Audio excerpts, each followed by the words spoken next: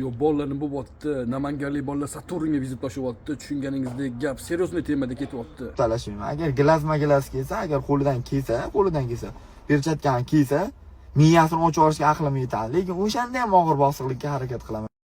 Avvalambor assalomu alaykum hammaga. Men o'zim media sohasiga aloqam yo'q.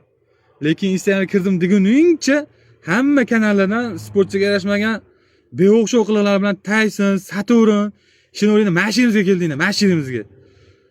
Bu video murojaatim Saturn sizga. Perchatkani kiysa, gilas kiysa debsiz. Sizga taklifim Namanganga keling. Sportivniy interesni qilib, siz uchun men perchatka kiyib qo'yaman. Qani ko'ramiz Saturn vizitni qabul qiladimi, yo'qmi?